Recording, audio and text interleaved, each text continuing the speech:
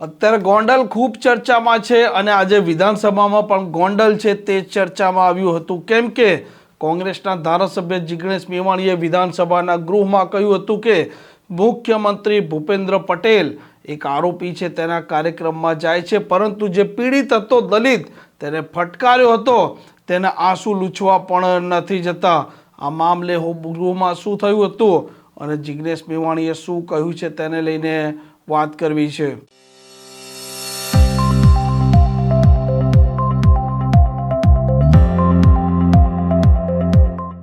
નમસ્કાર, આપ જોઈ રહ્યા છો હોટલાઇન ન્યૂઝ. એક લાંબા સમયથી ગોંડલનો તે મુદ્દો સતત ચર્ચામાં છે અને ગોંડલ કેમ ચર્ચામાં છે તેના કારણો પર તમે જાણો જ છો. વિધાનસભાના ગૃહમાં આજે જિગ્નેશ મેવાણીએ સામાજિક ન્યાય અધિકારીતા છે તેની બજેટ ચર્ચા દરમિયાન ગોંડલના મુદ્દાની પણ આ ગૃહમાં ચર્ચા કરી હતી અને તેમણે કહ્યું હતું કે ગોંડલના બજારમાં એક દલિત યુવક છે તેને ફટકારવામાં આવે છે, પરંતુ મુખ્યમંત્રી ભૂપેન્દ્ર પટેલ જેણે ફટકાર્યો હતો તે આરોપીના ઘરે તુલસી વિવાહમાં જાય છે, પરંતુ આજે પીડિત હતા તેમના આંસુ લૂછવા પણ નથી જતા.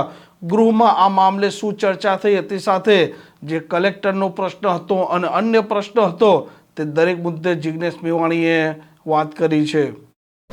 આજે સામાજિક ન્યાય અને અધિકારીતા વિભાગના બજેટની ચર્ચા હતી, પણ આખા બજેટમાં હું સતત દરેક સત્રમાં રજૂઆત કરું છું એ પ્રમાણે ફરી કહેવું પડે કે સફાઈ કામદારોએ ગટરમાં ઉતરીને મરવું ન પડે એના માટેના સાધનો આ રાજ્યની સરકાર વસાવવા તૈયાર નથી. હમણાં જ તાજેતરમાં પણ આવી ઘટના બની. આ રાજ્યની સરકાર માથે મેનુની નાબૂદી પણ કરવા માંગતી નથી અને અસ્પૃશ્યતા નાબૂદીની પણ કોઈ કેમ્પેન કે ડ્રાઈવ સમગ્ર ગુજરાતમાં ચાલતી નથી.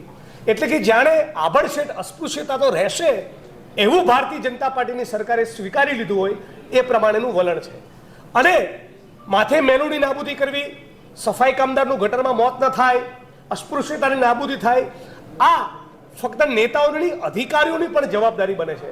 પણ કોઈ અધિકારીનો આદિવાસી અને દલિત સમાજ માટેનો પૂર્વગ્રહ હોય તો આ રાજ્યમાં આવા અધિકારીઓ સામાજિક ન્યાય સુનિશ્ચિત કરે એ માનવું બિલકુલ શક્ય નથી.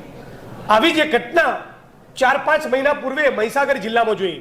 મહીસાગરના જિલ્લા કલેક્ટર નેહા કુમારીએ શેડ્યુલ કાસ્ટના દલિત સમાજના એક યુવાનને ચપ્પલ ખોલકર મારને જૈસા એ હરામી સાલા આવા અશ્લીલ અને અનપાર્લામેન્ટરી શબ્દો એના માટે વાપર્યા. એ ઘટનામાં બહુ ઉહાપો થયો.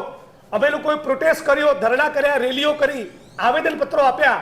સમગ્ર ગુજરાતના 200 તાલુકામાં આવેદનપત્રો અપાયા. છતાં આ રાજ્યની સરકાર જાણે સંકલ્પ કરીને બેઠી હોય કે આવી ઘોર દલિત વિરોધી, આદિવાસી વિરોધી માનસિકતા ધરાવતી કલેક્ટર નેહા કુમારીને પ્રોટેક્ટ કરવાનો રાજ્યની સરકારે જાણે સંકલ્પ કર્યો હોય એમ ન એની સામે સસ્પેન્શનની કાર્યવાહી કરી, ન એની ટ્રાન્સફર કરી, ન એની માફી મંગાવી.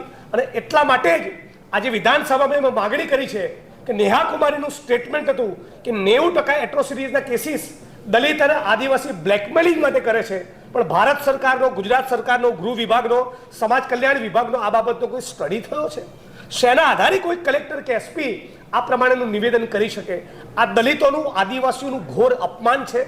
આવા શબ્દોનો સરકારી કાર્યક્રમના ડાયસ પરથી પ્રયોગ કરવો એ ફોજદારી ગુનો છે.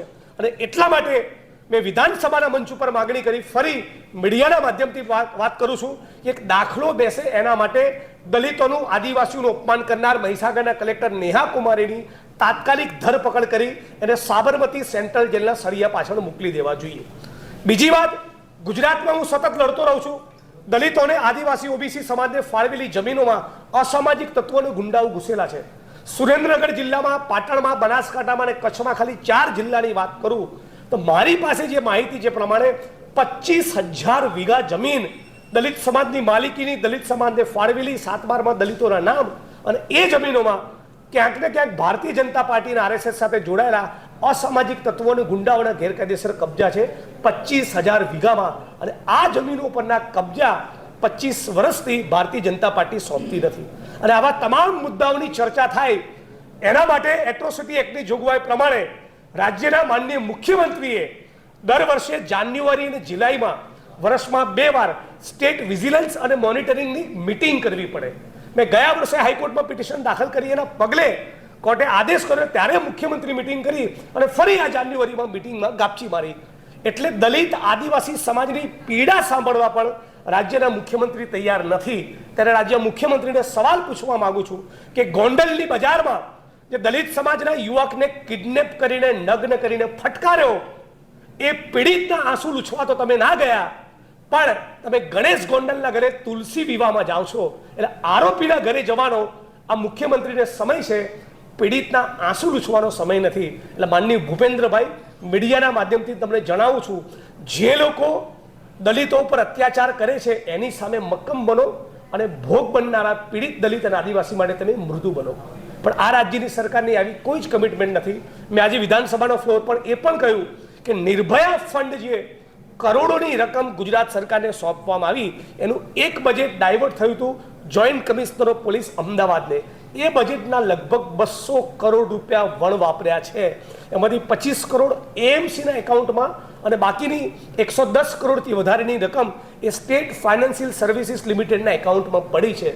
એક બાજુ તમે નારી શક્તિ, નારી સુરક્ષાની વાત કરો, ભારત માતા કી જયનો નારો લગાવો, અને બીજી બાજુ આજ ગુજરાતની અંદર ભારતીય જનતા પાર્ટીનો પૂર્વ મંત્રી અને વર્તમાનમાં ધારાસભ્ય ગજેન્દ્રસિંહ પરમાર એ પોલીસ રક્ષણ સાથે મહિનાઓથી, એ જેલમાં હોવો જોઈએ પણ એ માણસ પોલીસ રક્ષણ સાથે મહિનાઓથી એબ્સ્કોન્ડર થઈને ફરી રહ્યો છે, અને આ રાજ્યની સરકાર એની ધરપકડ કરતી નથી. એટલે એની પણ હું માગણી કરું છું કે તાબડતોબ જો ભારતીય જનતા પાર્ટી સાચા અર્થમાં મહિલા સુરક્ષાની કન્સર્ન ધરાવતી હોય તો ગજેન્દ્રસિંહ પરમારની પણ ધરપકડ થવી જોઈએ.